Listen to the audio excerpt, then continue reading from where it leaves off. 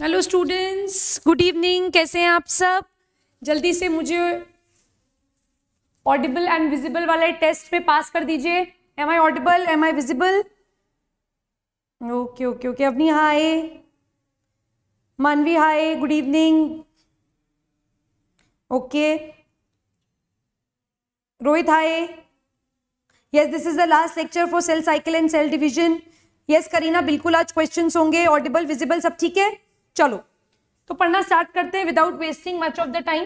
ठीक, so we have already completed with meiosis 1। अगर meiosis 1 में कोई डाउट है तो आप प्लीज मेरे से पूछ लीजिए, otherwise we'll start with meiosis 2।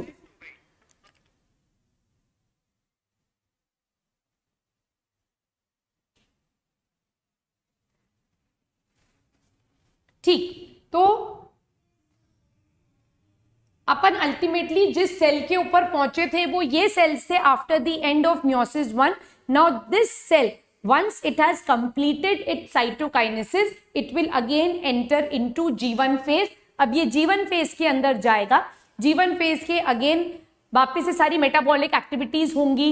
ठीक है, प्रोटीन सिंथेसिस होगा, राइबोसोम सिंथेसिस होंगे।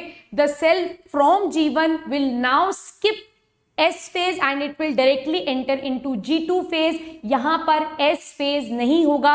ये बात बहुत इंपॉर्टेंट है कि मियोसिस 2 से पहले जो इंटरफेज होता है वहां पर S phase नहीं होगा। वहां पर S phase क्यों नहीं होगा?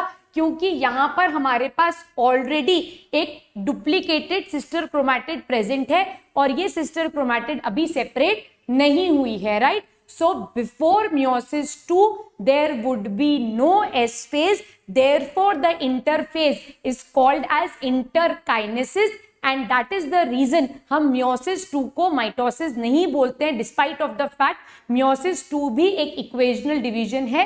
क्यों नहीं बोलते? क्योंकि meiosis 2 से पहले S phase नहीं होता, whereas mitosis से पहले S phase जरूर होगा। दिव्यान, अपन डेफिनेटली कॉल्चिसिन बिल्कुल पढ़ेंगे, साइक्लिन पढ़ना है, सीडीके पढ़ना है, कॉल्चिसिन पढ़ना है, ये सारी चीजें मैं आपको डिटेल में पढ़ाऊंगी, don't worry.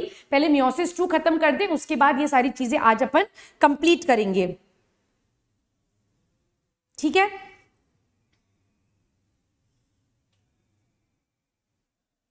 Avani very good.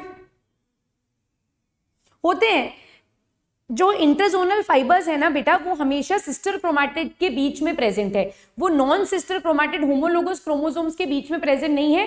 Homologous chromosomes के बीच में जो पॉइंट ऑफ अटैचमेंट था, जो क्यासमेटा था, वो ऑलरेडी डिसॉल्व हो चुका है डाइकाइनेसिस में। तो इंटरजोनल फाइबर्स जो है वो अब आपको कहां देखने के लिए मिलेंगे? एनाफेज 2 में देखने के लिए मिलेंगे। ठीक है, G2 फेज होगा। वेरी ब्रीफ, जो मियोसिस 2 है, एनसीईआरटी के अंदर एक लाइन बहुत क्लियरली लिखी हुई है that prior to meiosis 2 the interphase is either very small और it could be absent also. तो वो बहुत ब्रीफ है। इंटरफेज का मेन काम क्या होता है? सिस्टर क्रोमैटिड बनाना, मेटाबॉलिज्म करना। तो अब जो रिजल्टेंट आना है, मियोसिस 1 मेन डिवीजन हो चुका है, अब मियोसिस 2 होगा।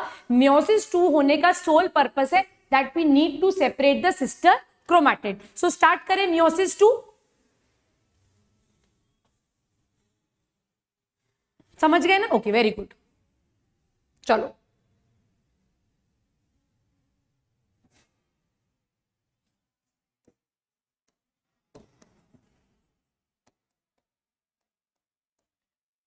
प्रतीक नहीं आया है क्लास में, और एक और कौन सा स्टूडेंट?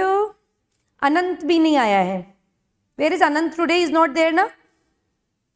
चलो, meiosis 2. So meiosis 2 is again divided into following subphases, that is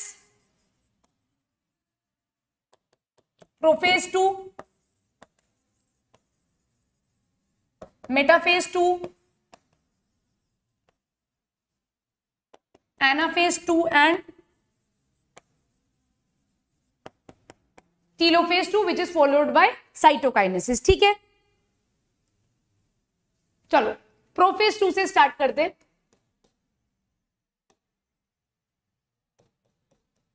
diagrammatically समझते चले जाएंगे, कोई ज्यादा दिक्कत वाली बात है नहीं, और नोट्स में बनवा दूंगी। So this is the nuclear membrane.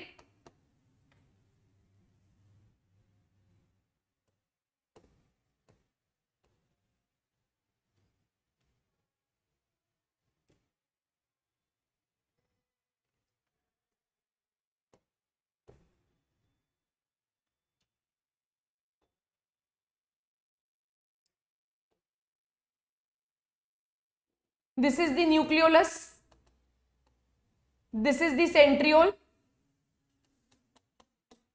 ठीक है, it appears somewhat like this. All the stages are now exactly similar. Prophase to, metaphase to, anaphase to, telophase to, exactly mitosis के सेल डिवीजन जैसा चलेगा, कोई फर्क नहीं है. काउंटिंग अपने को याद रखनी है. We are having 1 chromosome, 1 chromosome 2 chromatid. ठीक है, नोट्स बना लेते हैं. During prophase 2,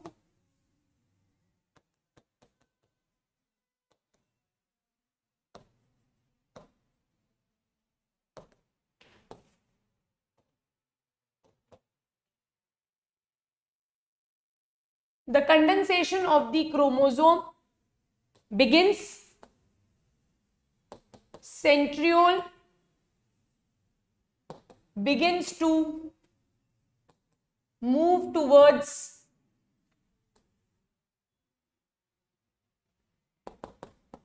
opposite poles. By the end of prophase, nuclear membrane, nucleolus, cell organelle,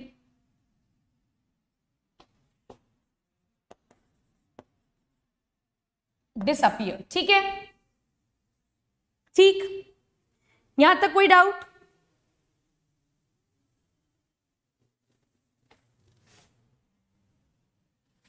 फिर आते हैं मेटाफेज 2. मेटाफेज 2 में क्या होगा देखो,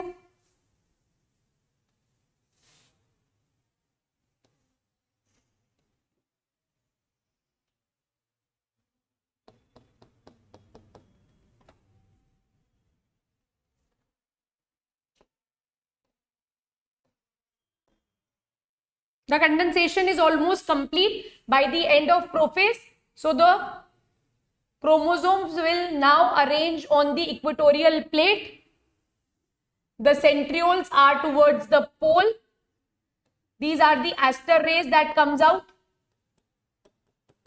दिव्यान मैं आज लिख दूंगी aster rays कमेंट में. So these are the continuous fibers. These are the discontinuous fibers. Right? So the metaphase 2 would look like this. Okay, last slide. Kushagra. Anaphase promoting complex क्या होते हैं? एनाफेज प्रोमोटिंग कॉम्प्लेक्स वो proteins होते हैं basically जो कि contraction of the spindle fibres को करवाएंगे.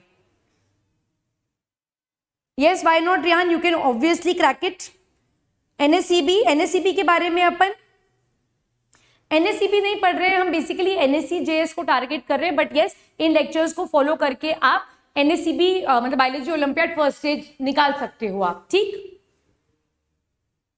ठीक है, कॉपी कर लीजिए प्लीज. मानवी हो जाए तो मुझे बताना.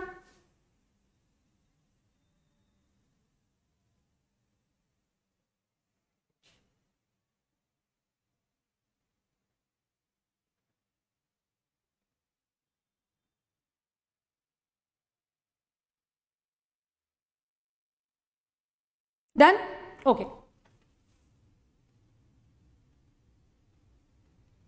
So this is metaphase 2.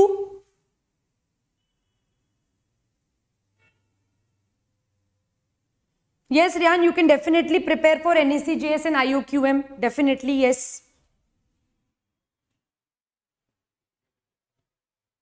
Metaphase 2 के नोट्स लिखूं या आप लिख लोगे?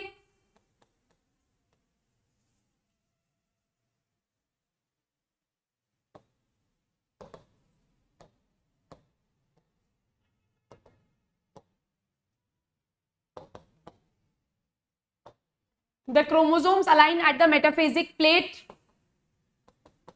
The spindle fibers are attached to the kinetochores, ठीक है, बस इतना ही लिखना है और ज्यादा कुछ है नहीं।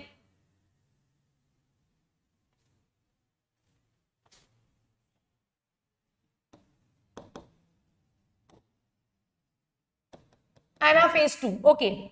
क्रोमोसोम, 1 क्रोमोसोम,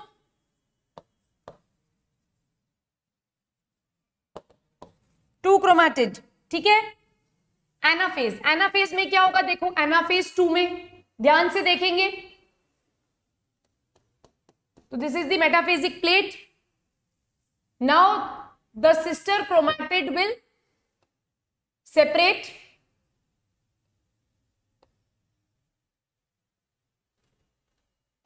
ये क्रॉस्ड ओवर पार्ट है इसका, ठीक है।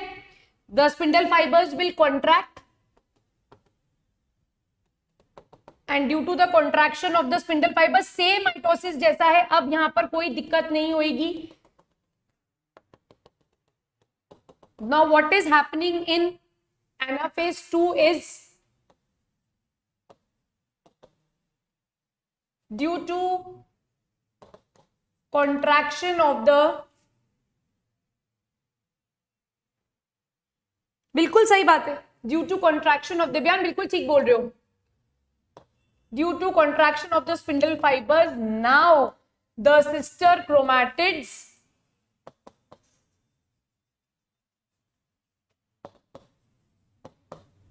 separate and starts to move towards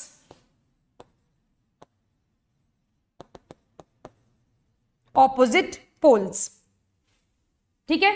अब हमेशा एक चीज याद रखना, हमेशा वेदर इट इज माइटोसिस का एनाफेज और it is anaphase 2 of meiosis 2, हमेशा ये जो सेंट्रोमियर होता है ना, ये सेंट्रोमियर यही गाइड करेगा पोल्स के मूवमेंट की तरफ, हमेशा सेंट्रोमियर ही फेस करेगा टुवर्ड्स दी पोल्स। तो कई बार डायग्रामेटिक क्वेश्चंस आता है और उसमें ये पूछा जाता है which stage depicts the correct anaphase, तो कौन सी चीज करेक्ट एनाफेज को बताएगी, जहां पर सेंट्रोमियर जो है वो पोल्स को फेस करेगा, वो डिपिक्शन जो होगा दैट वुड बी करेक्ट, ठीक है।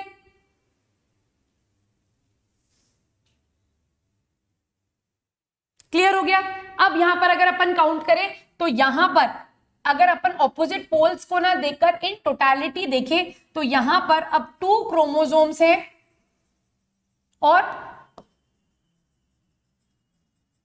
2 ही क्रोमैटिड्स है, क्लियर।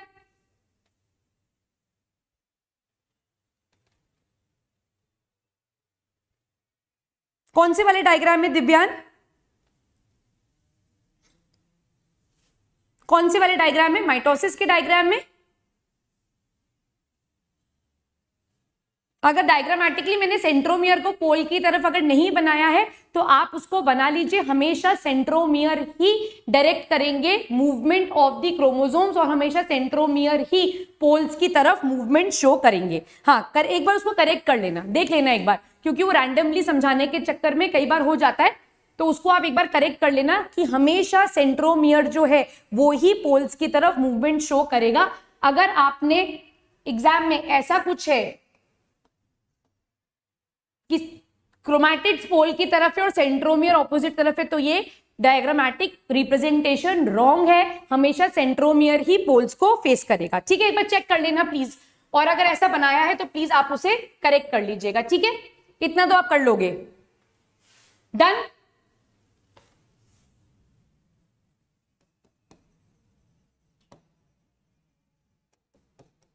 टीलोफेज 2, टीलोफेज 2 में क्या होगा,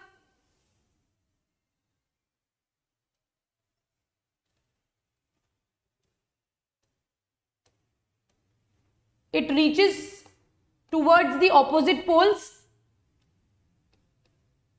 ये पोल्स पे पहुंच गए हैं, there is reappearance of the nuclear membrane, nucleolus and all the cell organelles will reappear. This is then followed by cytokinesis, this is then followed by cytokinesis and you will get 2 daughter cells you will get 2 daughter cells.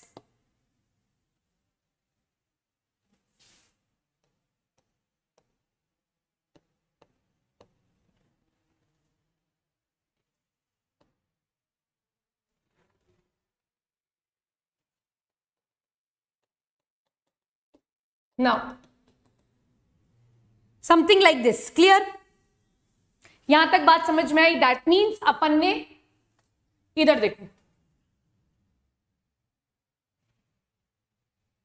so these two cells at the end of meiosis 1 have now entered meiosis 2 और हर एक cell से 2 daughter cells बनेंगी। Clear हो गई बात? That means meiosis 1 के बाद 2 daughter cells बनती हैं और मियोसिस 2 के बाद 4 डॉटर सेल्स बनेंगी। दैट मीन्स जब गैमीट प्रोडक्शन होता है तो एक सेल जो कि मियोसिस के प्रोसेस में जा रहा है, उस एक सेल से 4 हैप्लॉइड डॉटर सेल्स बनेंगी। क्या ये पॉइंट यहां पर क्लियर है? क्या ये पॉइंट यहां पर क्लियर है कि एक सेल से 4 डॉटर सेल्स कैसे बनेंगी?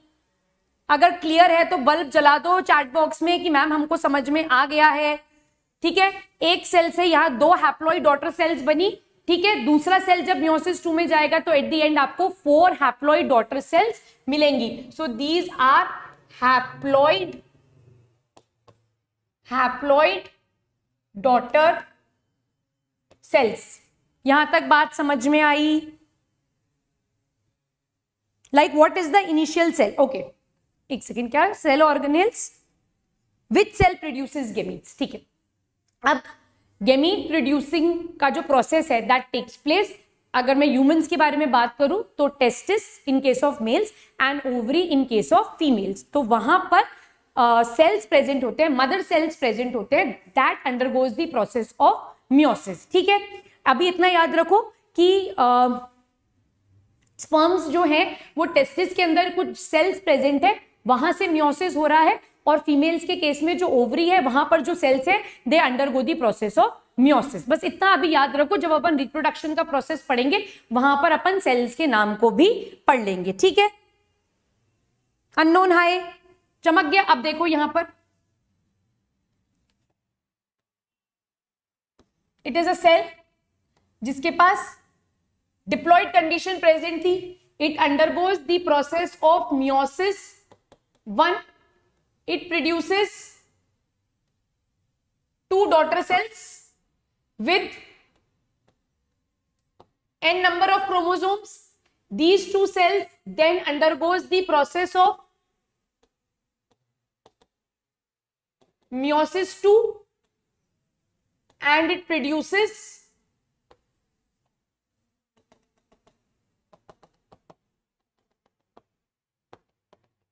and it produces 4 haploid daughter cells. क्या ये बात समझ में आई? सो यहां पर 4 haploid daughter cells are produced, और इन्हीं डॉटर सेल्स को हम क्या कहते हैं? They are called as gametes. They are called as gametes. यहां तक बात समझ में आई? अच्छा, टीलोफेज 2 के नोट्स लिखवा दो, लिखो। टीलोफेज 2 यहां लिख रही हूं।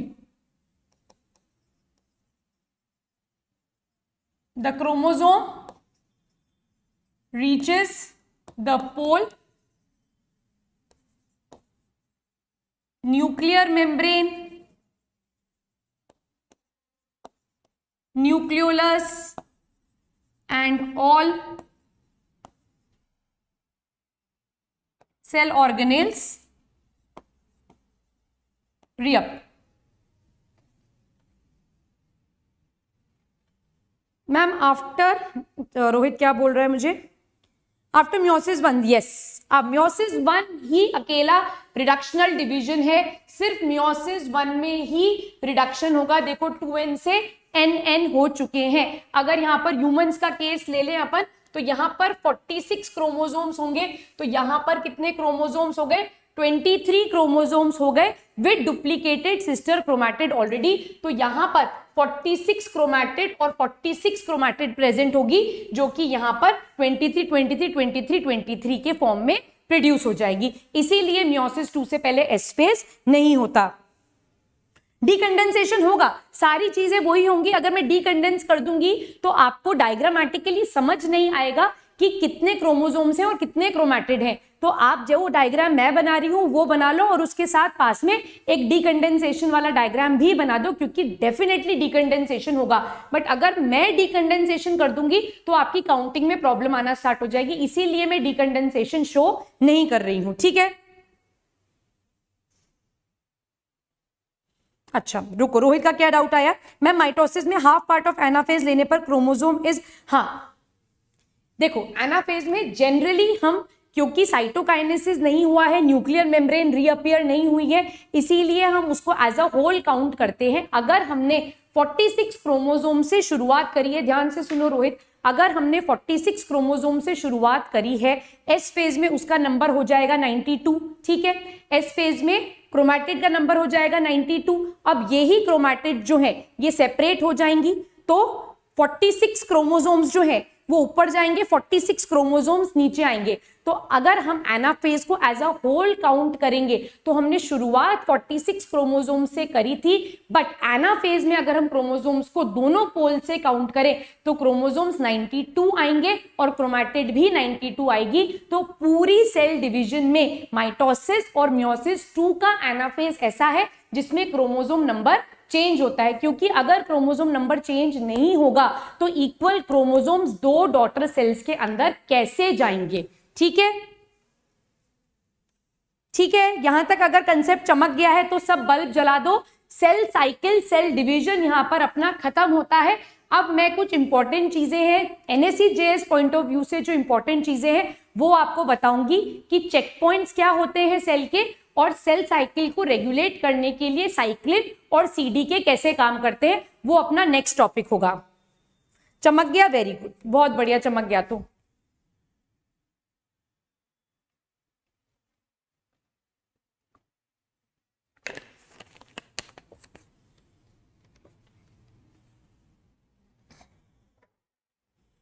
रोहित चमक गया?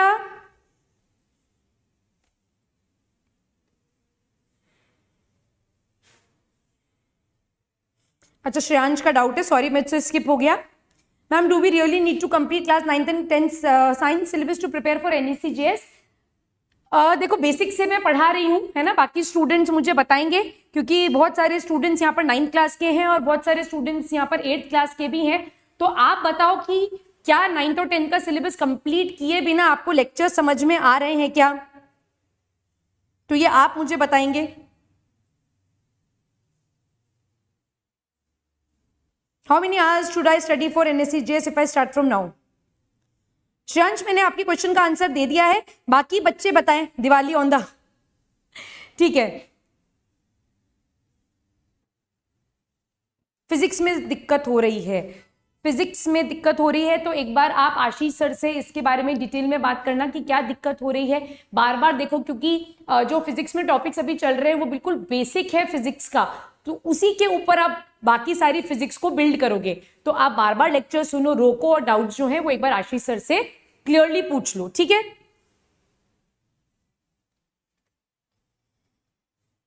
ओके मैम, मैं क्या NCERT 9-10 का, ओके वेरी गुड। अपनी आपने 9-10 का NCERT किया है, तो चलें आगे। अब बात करते हैं नेक्स्ट इंपॉर्टेंट टॉपिक की, दैट इज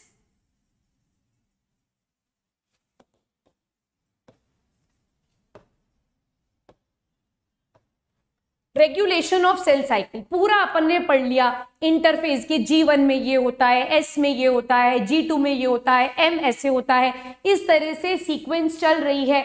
और सेल साइकिल एक कंटिन्यूस प्रोसेस है, ये होता ही रहता है, ठीक है। नेल्स हमारे कंटिन्यूसली बढ़ते हैं, बाल हमारे कंटिन्यूसली बढ़ते हैं, एक एज तक हमारी हाइट कंटिन्यूसली बढ़ रही है, ओल्ड सेल्स रिप्लेस हो रहे हैं, इंजरी होती है तो न्यू एपिथेलियल टिश्यू का फॉर्मेशन होता है। तो सेल डिवीजन एक ऐसा प्रोसेस है जो कि कंटिन्यूसली हो ही रहा है, नए सेल्स कंटिन्यूसली बनते चले जाते हैं। और इस पूरे प्रोसेस में मैक्सिमम सिचुएशन में, एक आइडियल सिचुएशन अगर अपन लेकर चले तो कभी भी कोई प्रॉब्लम आती भी नहीं है। तो ये क्यों प्रॉब्लम नहीं आती है? क्योंकि सेल साइकिल को रेगुलेट करने के लिए हमारे पास कुछ specific proteins and enzymes present है, जिनके बारे में अपन ने बहुत इनिशियल डेज में बात करी थी जब सेल साइकिल को स्टार्ट किया था। ठीक है, तो उन्हीं के बारे में अब अपन बात करेंगे, that they are known as, या cell cycle is regulated by, मैं नोट्स दे रही हूं,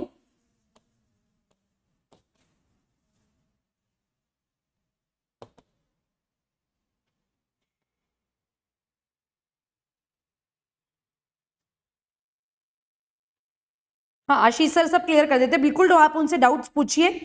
ma'am if I start on then how should I study and how many hours? Navodaya Vidyalaya where no mobile sir allowed, mobile allowed नहीं है तो class कैसे कर रहे हो, ये तो मेरा भी डाउट है आपसे। It is regulated bye cyclin and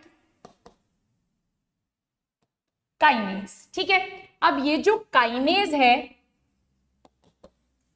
it is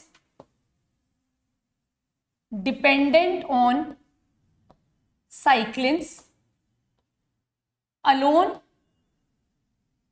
alone kinase cannot function,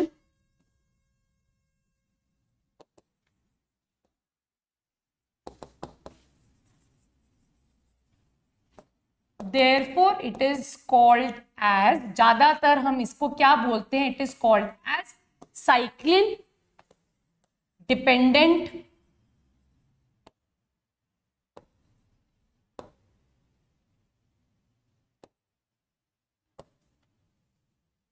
it is called as cyclin dependent kinase or very commonly it is called as CDK. Karina, thank you so much.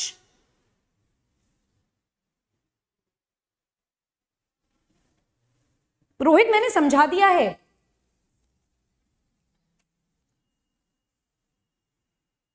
Rohit एक बार थोड़ा सा lecture को पीछे करके देखो, ये point मैंने समझाया है कि वो कैसे हाफ और फुल का जो पूरा, थोड़ा सा लेक्चर पीछे करके देखो, मैंने पूरा एक्सप्लेन किया है। यहां तक बात समझ में आई, काइनेज समझ में आया, साइक्लिन समझ में आया। सो बेसिकली साइक्लिन और काइनेज जो है ये रेगुलेटरी प्रोटीन्स हैं जो कि पूरी सेल साइकिल को कंट्रोल करते हैं, राइट। तो जो काइनेज है वो अकेला काम नहीं कर सकता, ये सिर्फ तभी काम करता है जब ये साइक्लिन के साथ बाइंड कर जाता है। इसीलिए काइनेज को मोस्ट कॉमनली हम क्या बोलते हैं, it is called as cyclin पे डिपेंडेंट काइनेज और it is called as CDK। Shreyansh मैंने आपका आंसर कौन सा नहीं बताया? देखो अगर आपकी शायद समर हॉलीडेज खत्म हो जाएंगी तो आप नवोदय वापस चले जाओगे, अपने स्कूल चले जाओगे, तो वहां पर अगर आपको मोबाइल फोन अलाउड नहीं है तो आप लेक्चर्स कैसे देखोगे, वो मेरा डाउट है। पहले आप मुझे वो बताओ, फिर मैं आपको डेफिनेटली बताऊंगी कि आपको किस तरीके से NSC JS के लिए प्रिपेयर करना है, ठीक है। अरे रे रे, दिव्यांग ने तो क्या गजब का ही क्वेश्चन लिखा है, अगर हेयर नेल पे साइक्लिन दे तो वो बढ़ना बंद हो जाएगा। ऐसा किसने बोला? मैंने ये नहीं बोला है कि साइक्लिन सेल साइकिल को रोकता है, मैंने बोला है साइक्लिन और काइनेज दोनों सेल साइकिल को रेगुलेट करते हैं ताकि सेल साइकिल बहुत एफिशिएंटली चले, ठीक है। तो साइक्लिन अपने को देना नहीं है, साइक्लिन सेल खुद प्रोड्यूस करता है, ठीक। चलो आगे पढ़ेंगे, अब बातें मत करो। साइक्लिन, अब साइक्लिन जो है it is basically a regulatory protein. ये क्या है? एक रेगुलेटरी प्रोटीन है। ध्यान से सुनना, इंपॉर्टेंट बातें हैं सारी। It is basically a regulatory protein. ये एक रेगुलेटरी प्रोटीन है जो सेल साइकिल को रेगुलेट करता है। इसका एज सच बहुत स्पेसिफिक एंजाइमेटिक एक्शन नहीं होता, बट पूरी सेल साइकिल को कंट्रोल करने के लिए साइक्लिन बहुत ज्यादा इंपॉर्टेंट है, क्योंकि काइनेज सिर्फ तब काम कर सकता है जब साइक्लिन प्रेजेंट होगा। इस बात को अपने दिमाग में बिल्कुल क्लियरली इम्प्रिंट कर लो। साइक्लिन जो है वो रेगुलेटरी प्रोटीन है, एज सच बहुत स्ट्रॉन्ग एंजाइमेटिक एक्शन इसका नहीं है, बट इसकी प्रेजेंस मैंडेटरी है, क्योंकि काइनेज सिर्फ तब काम कर सकता है जब साइक्लिन प्रोड्यूस होगा, पहली बात। दूसरी बात, इसका नाम साइक्लिन क्यों पड़ा है? क्योंकि ये पूरे सेल साइकिल में, जैसे मैं बात करूं प्रोफेज की, प्रोफेज से मैं बात करूं मेटाफेज की, मेटाफेज से एनाफेज, एनाफेज से टीलोफेज, तो हर फेज ऑफ सेल साइकिल पर या फिर G1 से S, S से G2, किसी भी phase of the cell cycle में साइक्लिन बनता है और डिस्ट्रॉय हो जाता है। ध्यान से सुनो, हर फेज, हर part of the cell cycle पर, सपोज G1, तो G1 में बना, सपोज G1 में बना साइक्लिन A, अब G2 के लिए या S के लिए साइक्लिन A पहले डिस्ट्रॉय होगा और फिर नया साइक्लिन बनेगा। सो पूरी सेल साइकिल के डिफरेंट डिफरेंट फेजेस पर साइक्लिन डिस्ट्रॉय होता है और नया साइक्लिन बनता है। अगर ऐसा नहीं होगा तो जो ट्रांजिशन है from G1 to S, S to G2, G2 से M, ये पॉसिबल नहीं होगा। इसीलिए इस प्रोटीन का नाम साइक्लिन रखा गया है, क्योंकि ये हर phase of the cell cycle में डिस्ट्रॉय होता है और फिर नया बनता है। क्या ये प्रोसेस समझ में आया?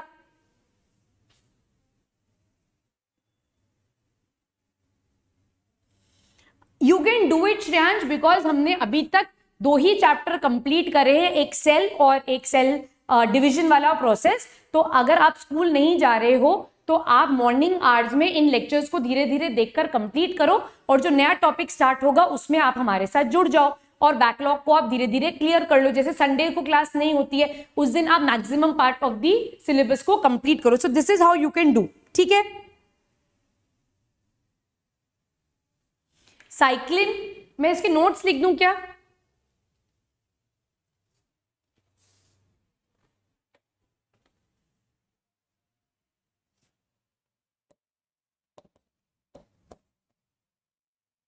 It is formed and destroyed at each phase of cell cycle. It is destroyed as it is no longer needed, plus it is also essential for change of phase. ठीक है,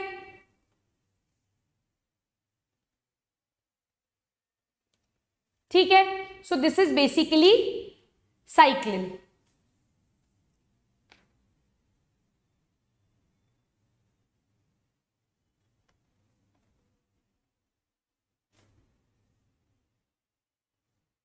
अच्छा ठीक है, मैं बोल दूंगी रोहित, पक्का पक्का। ठीक है, अब बात करते हैं काइनेज की। अच्छा, साइक्लिन जो है वो डिफरेंट डिफरेंट टाइप्स के आपको मिलेंगे, ऐसे साइक्लिन ए, साइक्लिन बी, साइक्लिन सी, पर इनके नाम NSC JS में आपसे कोई नहीं पूछेगा, इसलिए अपन इसका इतना लोड नहीं लेंगे। ठीक, नेक्स्ट आता है काइनेज,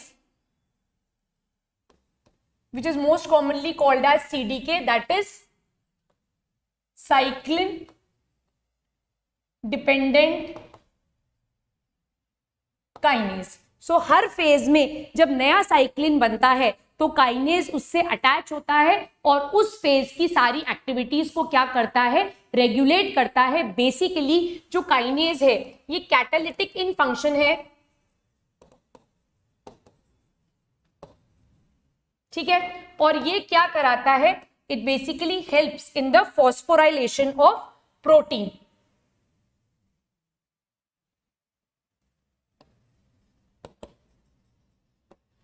It helps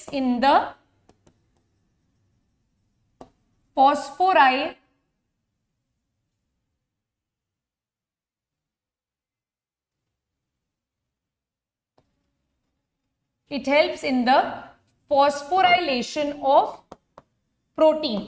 और हमेशा एक चीज याद रखना, प्रोटीन का जब भी फॉस्फोराइलेशन होगा, ठीक है, दैट मीन्स प्रोटीन्स पर जब भी हम एक फॉस्फेट ग्रुप को अटैच करेंगे, ये कैटालिटिक क्यों है, क्योंकि ये फॉस्फेट ग्रुप को ब्रेक कर कर प्रोटीन के ऊपर अटैच करता है। और हमेशा याद रखना, पूरी बायोलॉजी के अंदर जब भी प्रोटीन का फॉस्फोराइलेशन होगा तब हमेशा प्रोटीन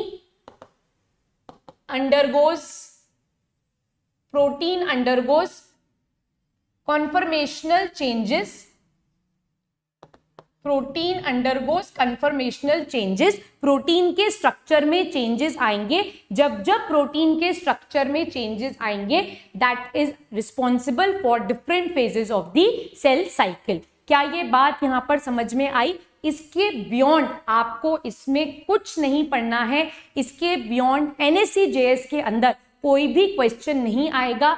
अब CDK के टाइप्स देखने हो तो CDK होता है CDK1, CDK2, इस तरह से CDK नंबर्स में होता है और साइक्लिन ABC अल्फाबेट्स में चलता है। बट इसके बियॉन्ड आपसे कुछ भी पूछा नहीं जाएगा। क्वेश्चन कैसे बनेगा?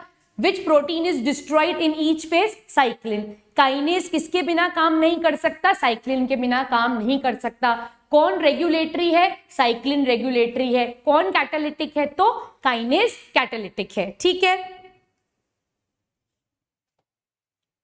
इससे कैसे रेगुलेट होगा? क्योंकि प्रोटीन का जो एक नेचुरल स्ट्रक्चर, एक नेचुरल फॉर्म में प्रोटीन जब हमारे सेल के अंदर प्रेजेंट है तो उसमें जब आपने फॉस्फोराइलेशन किया, फॉस्फेट ग्रुप को ऐड किया तो उसके अंदर स्ट्रक्चरल चेंजेस आए। जैसे ही प्रोटीन के अंदर स्ट्रक्चरल चेंजेस आते हैं तो वो डिफरेंट फेजेस के लिए रिस्पॉन्सिबल होता है। दैट मीन्स ट्रांजिशन होने लगेगा। आप ऐसे देखो इसको, क्रोमोसोम्स प्रोटीन के अंदर, सेल के प्रोटीन के अंदर जैसे ही कॉन्फॉर्मेशनल चेंजेस आए क्रोमोसोम्स का कंडेंसेशन हो गया। जैसे ही कॉन्फॉर्मेशनल चेंजेस आए स्पिंडल फाइबर्स का फॉर्मेशन हो गया।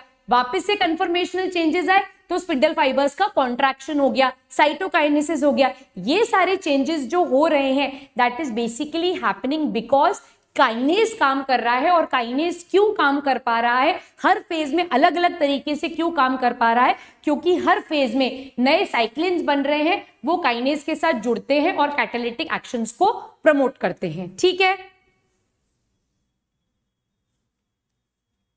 नहीं अवनी, NSE-JS का पेपर मुश्किल नहीं होता।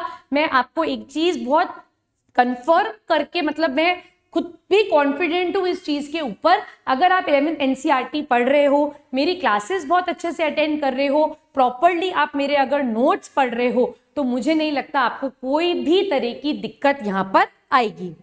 दिव्यांग समझ में आ गया? How many hours should I study for NSE-JS per day? आप अगर रेगुलरली सारी क्लासेस फॉलो कर रहे हो, क्लास में आपको सारी चीजें अगर समझ में आ रही हैं, whether it is physics, chemistry और बायोलॉजी, तो क्लासेस के अलावा बस आप 2 घंटे में अगर सारी चीजें रिवाइज कर रहे हो तो 2 आवर पर subject is more than sufficient. ठीक है, और जैसे जैसे एग्जाम पास आएगा अपन इस ड्यूरेशन को इंक्रीज करते चले जाएंगे। ठीक है, कल क्लास नहीं होगी, क्लास अब नेक्स्ट क्लास जो है वो सैटरडे को होगी। ठीक है, नेक्स्ट इंपॉर्टेंट बात जिसके ऊपर क्वेश्चंस आते हैं दैट इज चेक पॉइंट्स, है ना।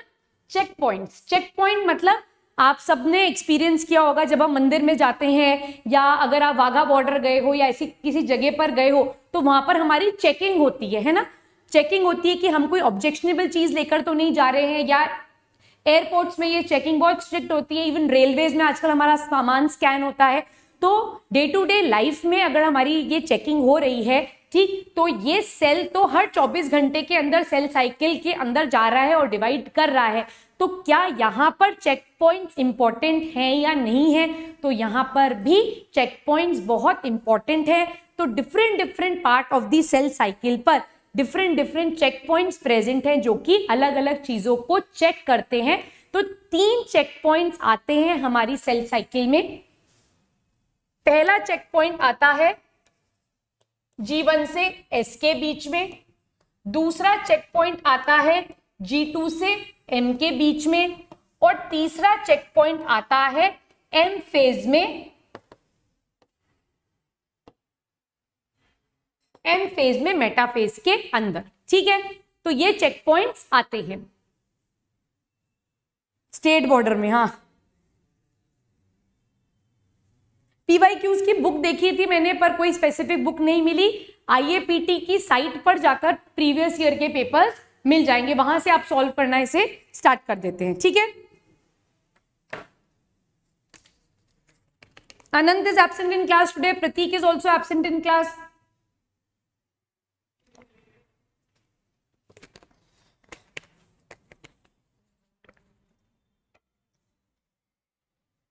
अब यहाँ पर अलग अलग जगह पे अलग अलग चीजों की चेक पॉइंट्स होते हैं.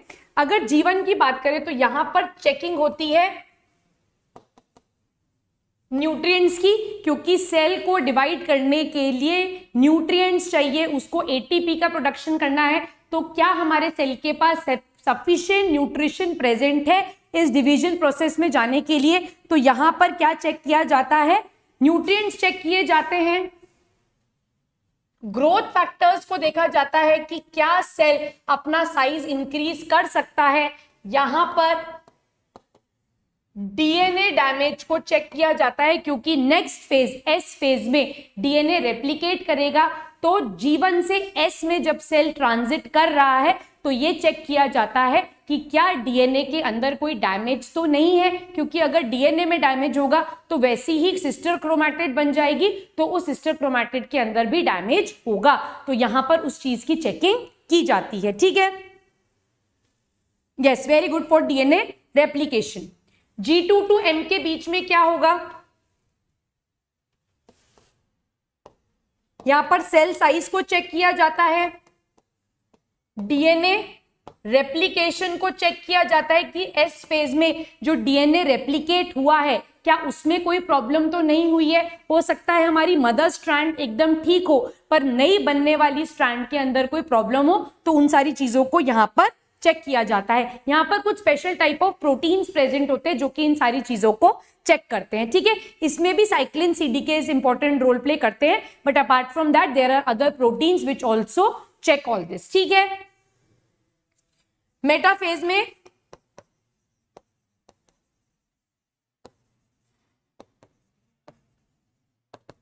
स्पिंडल फाइबर अटैचमेंट को चेक किया जाता है कि स्पिंडल फाइबर्स जो हैं वो प्रॉपरली काइनेटोकोर से अटैच हुए हैं या नहीं अटैच हुए हैं. ये सारी चीज को चेक किया जाता है.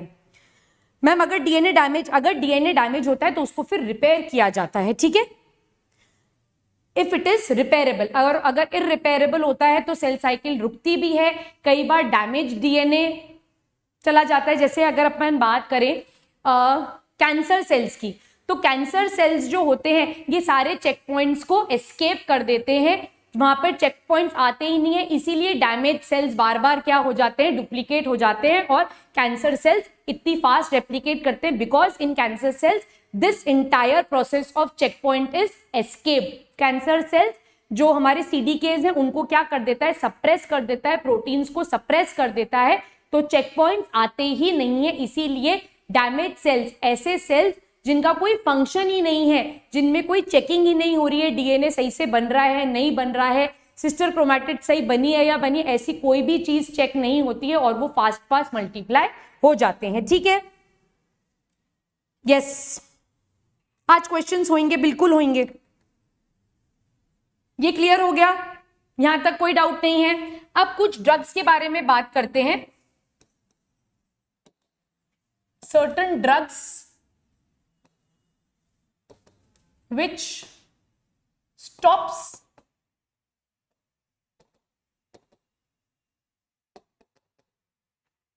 सबसे इंपॉर्टेंट कॉल्चिसिन.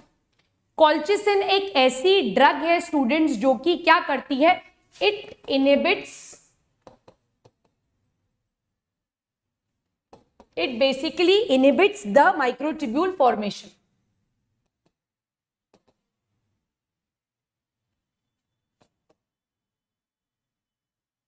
या आप बोल सकते हो ये स्पिंडल फाइबर्स के फॉर्मेशन को ही होने नहीं देती, और अगर स्पिंडल फाइबर का फॉर्मेशन नहीं होगा तो क्रोमोसोम्स जो हैं वो कभी भी ऑपोजिट पोल्स पर नहीं जाएंगे, सेल साइकिल का पूरा प्रोसेस जो है वो रुक जाएगा. So colchicine is basically a drug that inhibits the formation of spindle fibers, thereby stopping the process of cell division. It is generally given to cancer patients, क्योंकि कैंसर सेल्स जो होते हैं वो बहुत फास्ट डिवाइड करते हैं, तो अगर हम कॉल्चिसिन देंगे तो वहां पर स्पिंडल फाइबर का फॉर्मेशन जो है वो रुक जाएगा और सेल साइकिल का प्रोसेस भी जो है वो रुक जाएगा. ये बात समझ में आई? मानवी आज क्लास 5:30 तक होगी. Divyan, we will discuss about cancer when we talk of human health and diseases. वहां पर अपन इस चीज को डिटेल में डिस्कस करेंगे. ठीक है.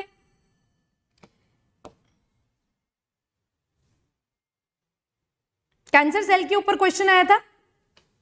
दिव्यान, कॉल्चिसिन में सेल डिवीजन के ऊपर क्वेश्चन आया था. Taxol is another drug. It allows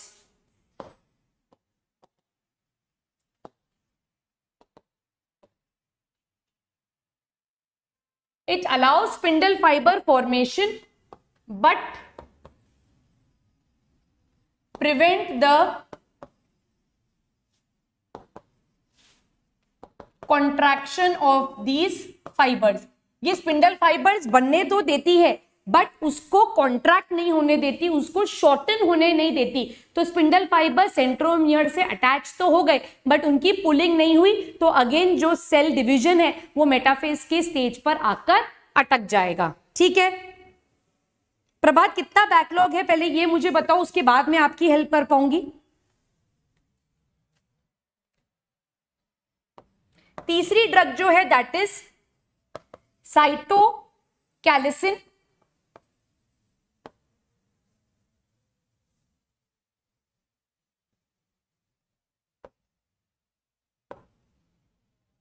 CH है, सॉरी.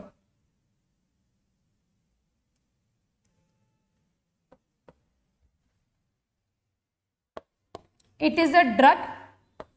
It prevents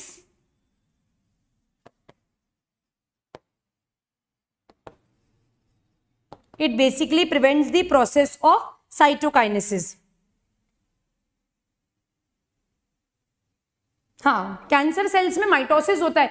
याद रखना बेटा, मियोसिस सिर्फ और सिर्फ गैमीट प्रोडक्शन के लिए हो रहा है. उसके अलावा कोई भी और ऐसा सेल नहीं है जहां पर मियोसिस हो. बाकी पूरी बॉडी सेल्स के अंदर जो प्रोसेस हो रहा है वो सिर्फ और सिर्फ माइटोसिस ही होता है. ठीक है.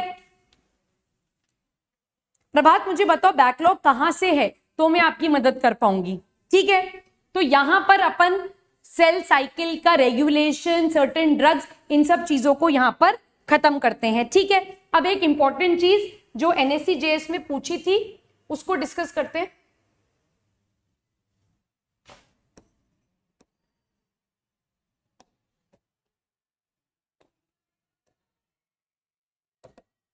गेमीट प्रोडक्शन जो होगा, ठीक है, गेमीट प्रोडक्शन के प्रोसेस को बोला जाता है गेमीट प्रोडक्शन के प्रोसेस को बोला जाता है गेमेटोजेनेसिस. अब गेमेटोजेनेसिस का जो प्रोसेस है वो मेल में भी होगा और फीमेल में भी होगा. हाँ या ना? गेमीट का प्रोडक्शन जो है वो मेल में भी होगा और फीमेल में भी होगा. अब यहां ध्यान से देखो, मेल के केस में एक सेल से 4 गेमीट्स बनेंगे. हाँ या ना? मेल्स के केस में एक सेल में जब मियोसिस 1 होगा, मियोसिस 2 होगा, तो at the end of meiosis 2 4 gametes बनेंगे या नहीं बनेंगे? जल्दी से मुझे बताओ.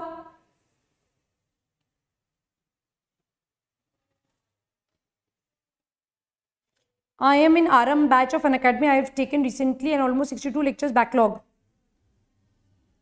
Okay.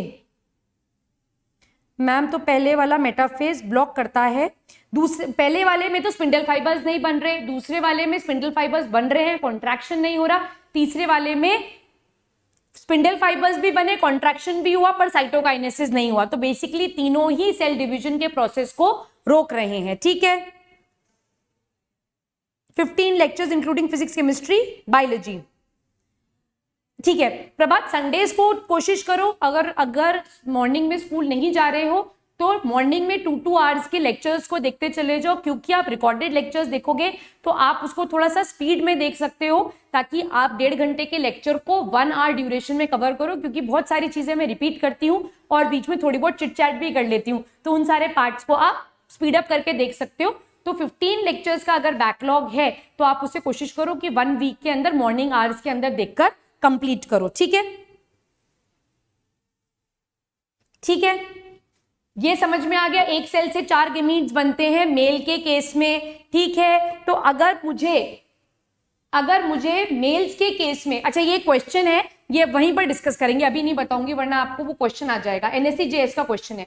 फीमेल के केस में क्या होता है, एक सेल से 4 गेमीट्स बनते हैं जब मियोसिस 1 और मियोसिस 2 होता है, बट इन 4 गेमीट्स में से सिर्फ एक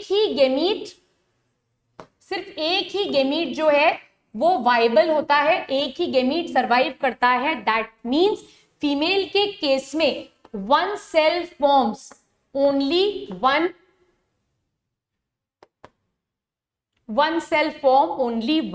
gamete। मेल्स के केस में एक सेल से 4 बनते हैं, फीमेल्स के केस में भी 1 से 4 बनते हैं, but out of the 4 cells that are formed 3 cells degenerate, only 1 cell survives। तो फीमेल्स के केस में एक सेल से एक ही एक्टिव गेमीट बनता है। ऐसा क्यों होता है, इसका रीजन बहुत सिंपल है, क्योंकि जब फर्टिलाइजेशन का प्रोसेस होता है तो मेल गेमीट जो है उसे डिस्टेंस ट्रैवल कर कर फीमेल गेमीट तक पहुंचना पड़ता है। फीमेल गेमीट अपनी लोकेशन पर फिक्स्ड है। प्लांट्स के केस में वो ओवरी के अंदर प्रेजेंट है, फ्लावर में। जो अपन ह्यूमंस की बात करें तो वहां पर वो फेलोपियन ट्यूब में प्रेजेंट है, और जितने भी अदर एनिमल्स हैं जहां पर सेक्सुअल रिप्रोडक्शन हो रहा है, it is the male gamete which travels the distance and reaches to the female gamete. इसीलिए मेल गेमीट का नंबर हमेशा फीमेल गेमीट से ज्यादा होता है। क्या ये पॉइंट आपको यहां पर समझ में आया?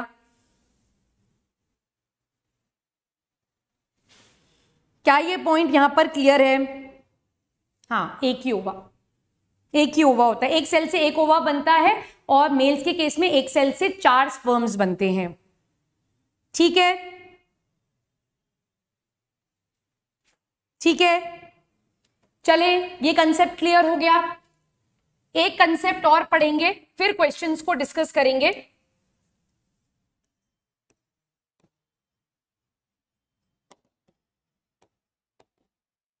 एक होता है जाइगोटिक मियोसिस और एक टर्म होता है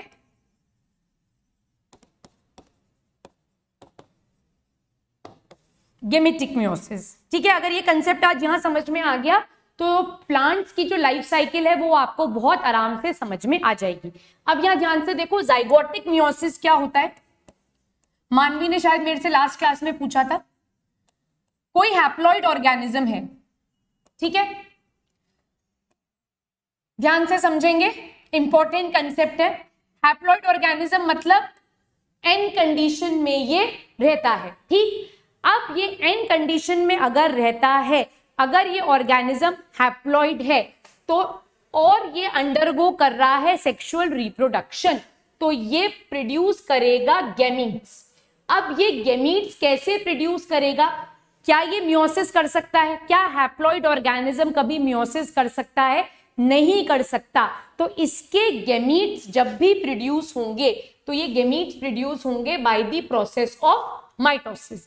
माइटोसिस से क्या हो गए? गैमीट्स प्रोड्यूस हो गए। ठीक, यहां पर गैमीट्स प्रोड्यूस हुए एन, ऐसे ही किसी और ऑर्गेनिज्म से गैमीट्स आएंगे, क्योंकि सेक्सुअल रिप्रोडक्शन है तो 2 ऑर्गेनिजम्स रिक्वायर्ड है, तो यहां पर भी आ गया एन। एन और एन फ्यूज कर कर क्या बनाएंगे? 2n स्ट्रक्चर बनाएंगे, और इस 2n स्ट्रक्चर को हम क्या बोलते हैं? इस 2n स्ट्रक्चर को हम जाइगोट बोलते हैं। और ये zygote will undergo the process of, this zygote will undergo the process of meiosis producing haploid organism, और ये हैप्लॉइड ऑर्गेनिज्म फिर मेन ऑर्गेनिज्म में ग्रो और डेवलप कर जाएगा। तो जाइगोट के अंदर अगर मियोसिस हो रहा है फॉर प्रोड्यूसिंग हैप्लॉइड ऑर्गेनिज्म, तो उस मियोसिस को हम जाइगोटिक मियोसिस कहते हैं। मानवी ने बल्ब जला दिया, शौर्य को यस मैम समझ में आ गया, दिव्यान रिपीट। अच्छा, ध्यान से देखो, कोई ऑर्गेनिज्म है वो हैप्लॉइड है, ठीक है। Now that haploid organism is undergoing sexual reproduction, it is reproducing sexually. तो सेक्सुअल रिप्रोडक्शन के लिए गैमीट्स का प्रोडक्शन होना चाहिए।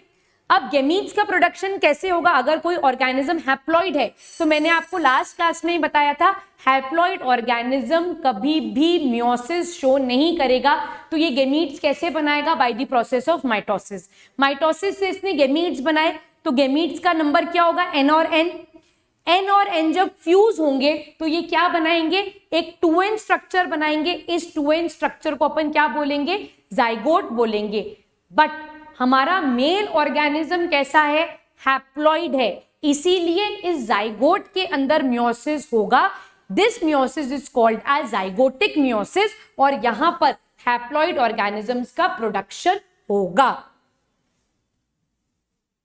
कुशागर को समझ में आ गया, अवनी को समझ में आ गया, शौर्य को भी समझ में आ गया बीच क्लास में, दिव्यांग समझ में आ गया? दिव्यांग समझ में आ गया तो प्लीज मुझे बताओ मैम। बट शौर्य को सब समझ में आ गया।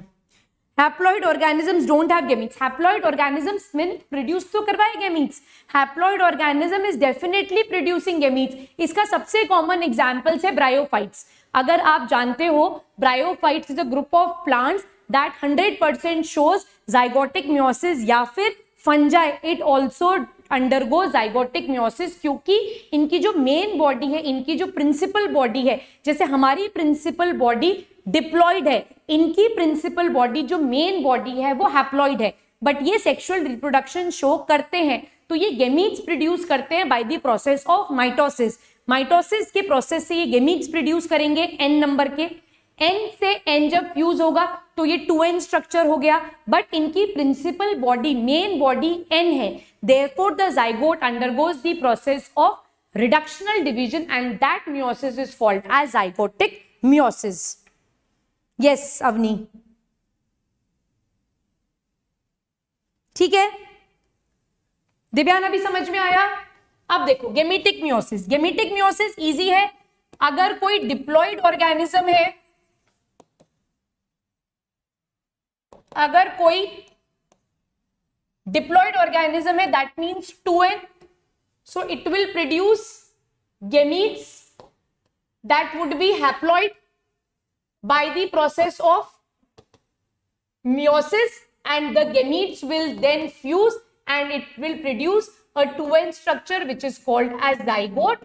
और zygote जो है एक कंप्लीट ऑर्गेनिज्म के अंदर डेवलप हो जाएगा। ऐसे मियोसिस को हम गेमेटिक मियोसिस बोलते हैं। वो मियोसिस जो गेमीट्स प्रोडक्शन के लिए हो रहा है, गेमेटिक मियोसिस है। वो मियोसिस जो कि जाइगोट के अंदर हो रहा है, that is called as zygotic meiosis. So is the meiosis of, yes, the meiosis that takes place in the zygote in case of haploid organism is called as zygotic meiosis, and the meiosis that takes place for the formation of gamete is called as gametic meiosis। Clear है? Clear? सबको समझ में आ गए ये दोनों concept? तो bulb जला दिए जाएं, ठीक है।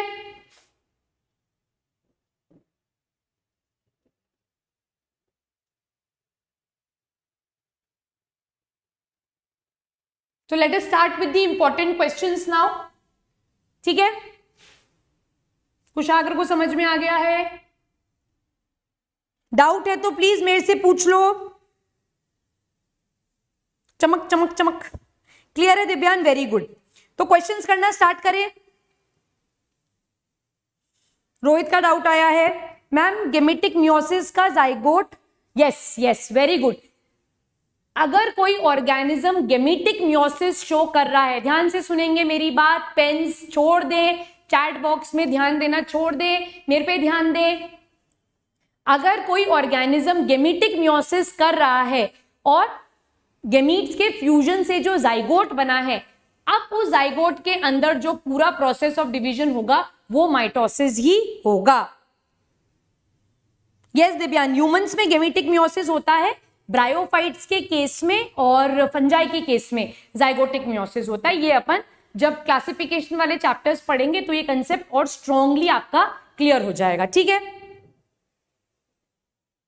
Very good Rohit, very good Divyan. करें इंपॉर्टेंट क्वेश्चंस डिस्कस। चलो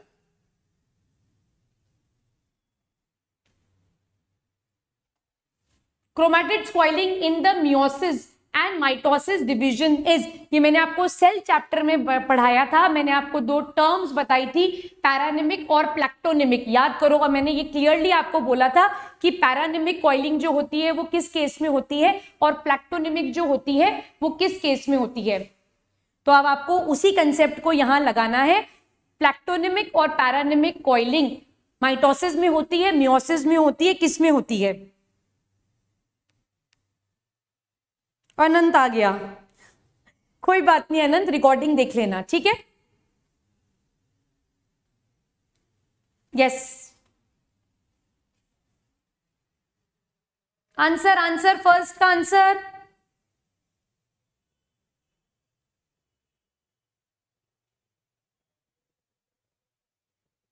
right answer is D.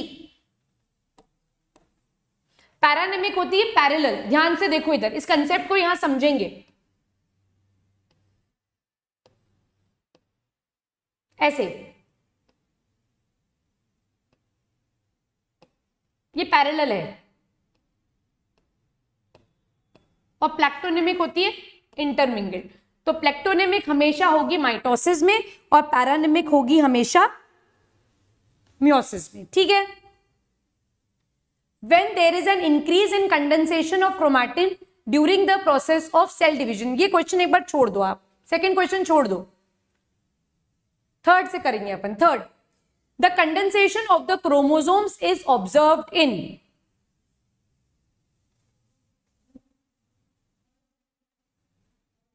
Nucleus खत्म नहीं किया, न्यूक्लियस देख लेना आपको समझ में आ जाएगा। अवनी क्या हो गया, क्यों रो रही हो तुम?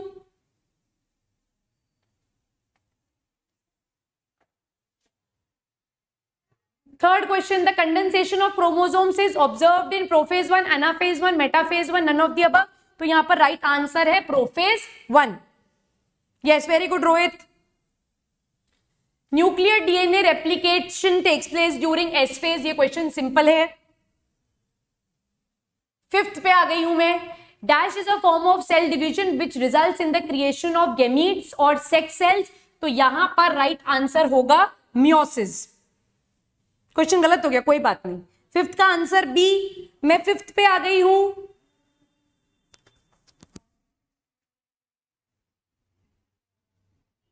गुड, स्कोर देखते जाना, मुझे बाद में स्कोर बताना। Dash is the number of DNA in the chromosome at G2 stage of cell cycle. Sixth का आंसर दीजिए मुझे।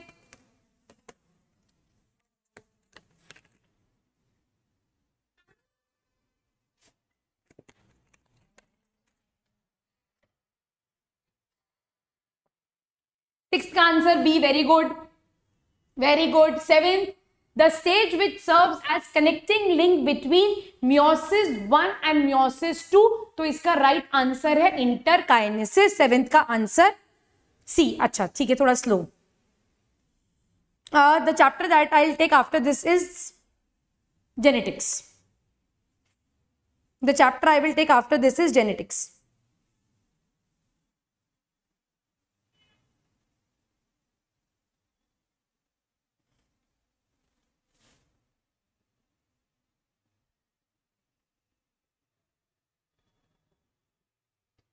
चलूं आगे दिव्यान, 8th पे आ जाऊं अब मैं।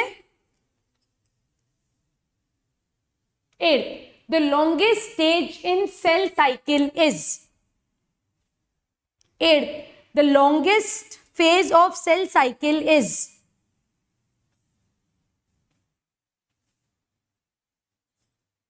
एट्थ का आंसर बताओ।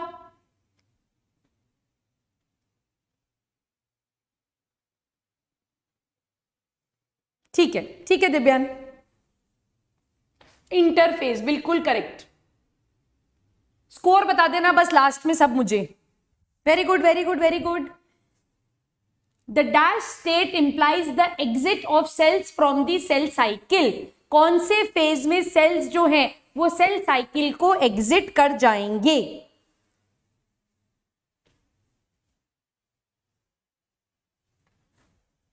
Ninth,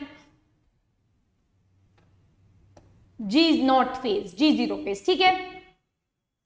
Synapses is defined as the pairing of eccentric chromosomes, non homologous chromosome, any chromosome या फिर होमोलोगस क्रोमोसोम? 10th का आंसर डी, होमोलोगस क्रोमोसोम्स। ठीक है, अच्छा यहीं पर अगर मैं लिखूं crossing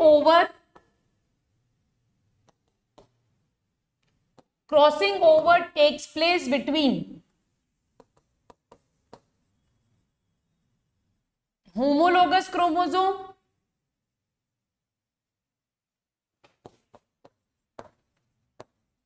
non homologous chromosome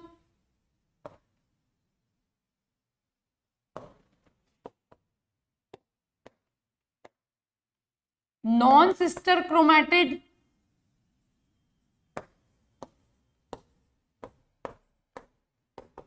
both A and C, तो क्या आंसर होगा?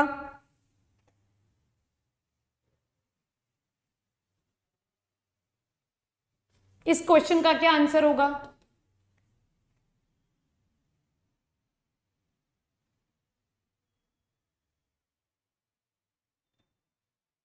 A and C, very good. 11 mitosis can be observed in polyploid individual, diploid individual, haploid individual, both 1, 2 and 3। तो माइटोसिस एक ऐसा सेल डिवीजन है जो हर तरीके के सेल में आपको देखने के लिए मिलेगा, आपको इसमें कोई टेंशन लेने की जरूरत नहीं है। तो यहां पर राइट आंसर होगा डी, 11th का राइट आंसर है D. Kareena very good, A and C is absolutely right, very good, शाबाश।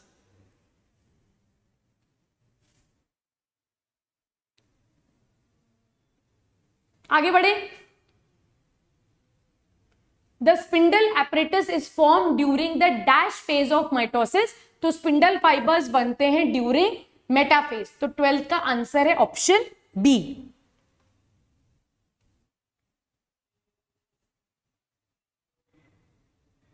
चले आगे। Very good Kareena. Cyclin is associated with leptospirosis, glycolysis, cyclosis. So cyclin is associated with mitosis. ये एक regulatory protein है। तो right answer होगा option D. ये question अच्छा है। If an individual wants to study diakinesis, अगर किसी को डाइकाइनेसिस स्टडी करना है, उसको इनमें से क्या स्टडी करना चाहिए तो वो डाइकाइनेसिस को देख पाएगा? हेयर, लीफ, अनियन रूट या फ्लावर बेड? 14 का आंसर दीजिए मुझे, मैं वेट कर रही हूं। 14 का आंसर दीजिए।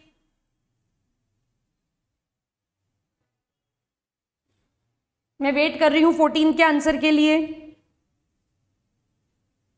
रोहित, आपने 14 का आंसर मुझे दिया है डी। राइट आंसर है फ्लावर बड, बिकॉज ये एक सेक्सुअली रिप्रोड्यूसिंग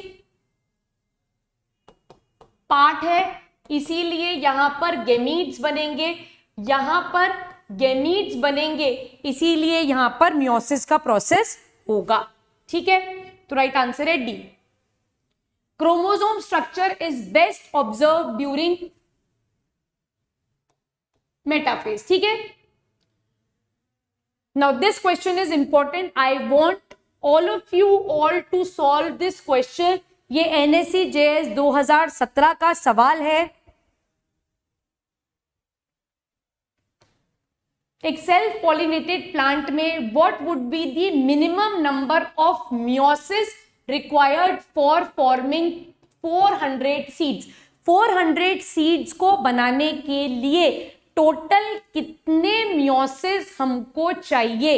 ये एनएससी जेएस 2017 का बहुत ही अच्छा क्वेश्चन था, जिसमें पूरे कंसेप्ट को चेक किया गया। तो मैं डेफिनेटली इसका सॉल्यूशन बताऊंगी, but I want all of you all to solve this question and I expect कि आप मुझे सही जवाब देंगे। सॉल्व करिए। रोहित, टोटल बेटा, टोटल सीड्स बन रही हैं, तो मेल में कितने और फीमेल में कितने डिविजन्स लगेंगे वो आपको चेक करने हैं। 16 का क्वेश्चन करिए। मानवी, शोएब, अवनी, रोहित, कुशाग्र, करीना, दिव्यान, एवरीबडी।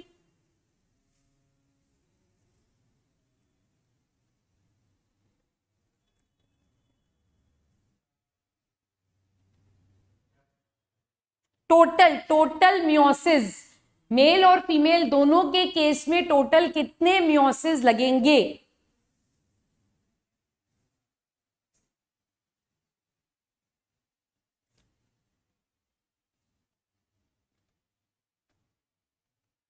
करीना 16 का सी। देखो ध्यान से, सबका आंसर गलत है, एक भी राइट आंसर नहीं आया है मेरे पास, एक भी राइट आंसर नहीं आया है मेरे पास अभी तक।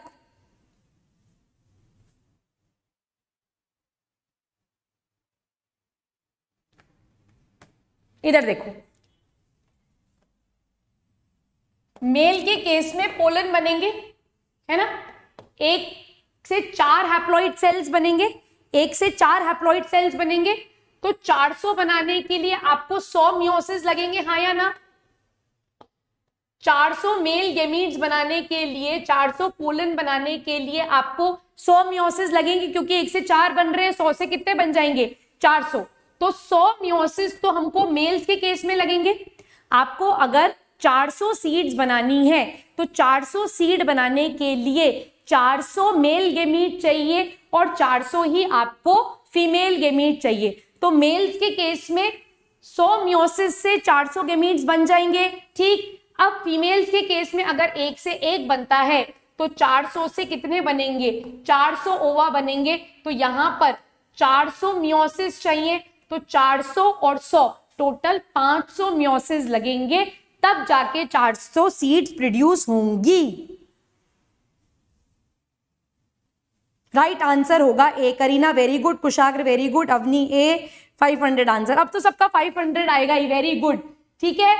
तो यही चीज मैं आपको जब काउंटिंग बता रही थी ना, तब समझाना चाह रही थी, तब मैंने कहा था ना कि क्वेश्चन आएगा, वहां पर इस नॉलेज को अपन टेस्ट करेंगे। तो एनएससी जेएस में कई बार इतना कंसेप्चुअल क्वेश्चन पूछ लिया जाता है, ठीक है। करीना ओके बेटा, चलो again this is your NSC JS का क्वेश्चन।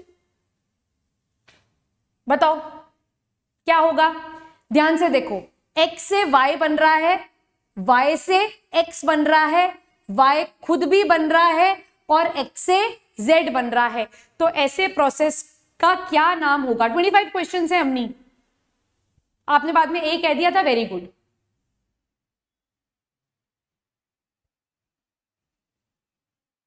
बताओ आंसर।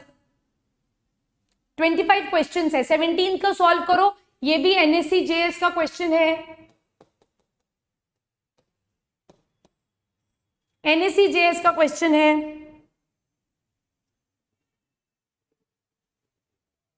टाइम दे रही हूं मैं आपको।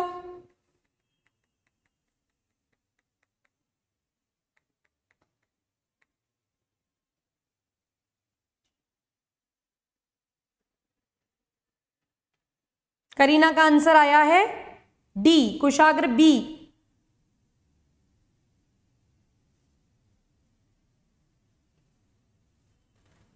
P transcription, Q replication, R reverse transcription, S translation.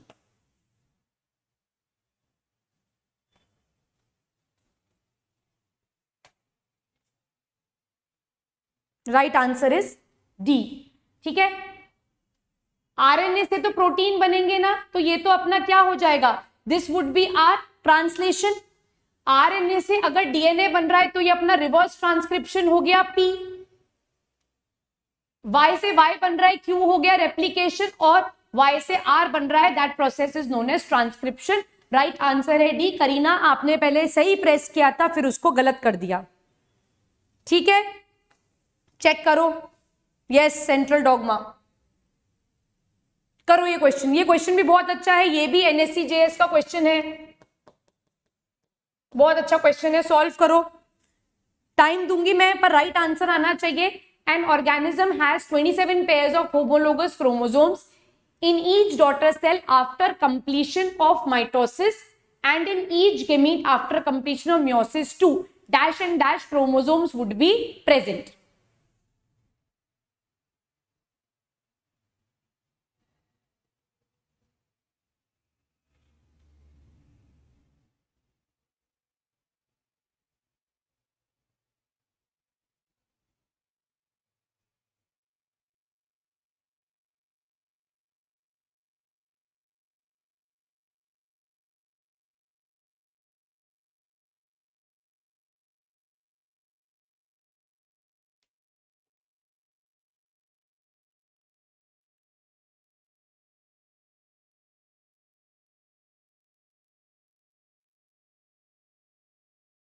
Gamete में कितने क्रोमोसोम्स होंगे?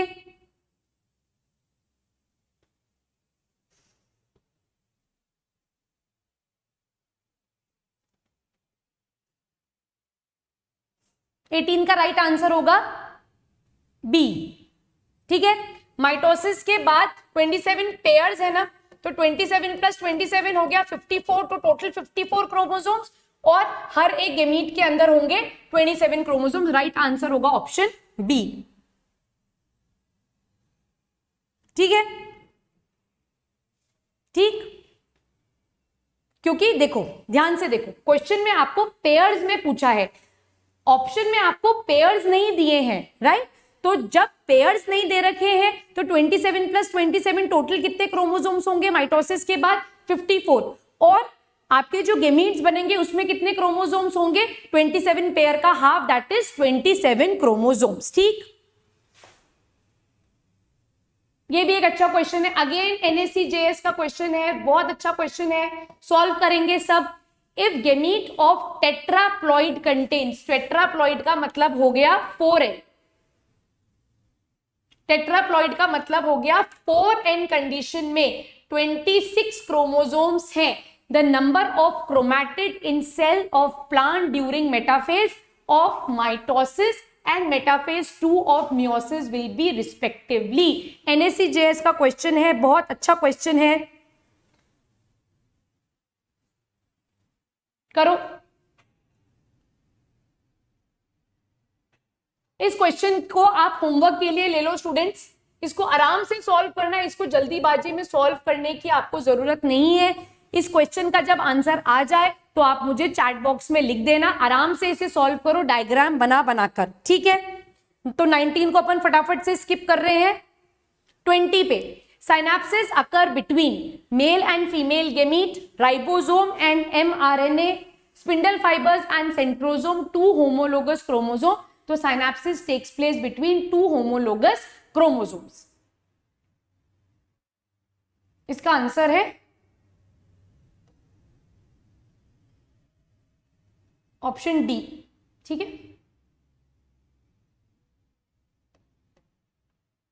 20।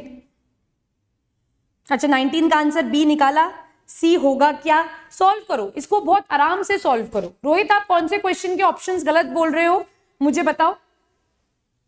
ठीक है, इस क्वेश्चन को 19 का क्वेश्चन जो है, मैं इसका आंसर, इसको आप सब बहुत आराम से सॉल्व करना। NSE-JS का क्वेश्चन है, लॉजिकल क्वेश्चन है, जल्दबाजी में मिस्टेक्स मत करो। टेट्राप्लॉइड का मतलब होता है 4n, तो 4n कंडीशन में किसी के पास अगर 26 क्रोमोसोम्स हैं तो फिर क्रोमैटिड का नंबर पूछा है, मेटाफेज का माइटोसिस और मेटाफेज 2 ऑफ मियोसिस। तो आप बिना आंसर देखे, क्योंकि आंसर आप जब रिकॉर्डेड लेक्चर्स देखोगे या PDF देखोगे तो आपके पास ऑप्शन आ जाएगा, तो उसको बिना देखे एक बार आप इसे प्लीज सॉल्व करना। ठीक है,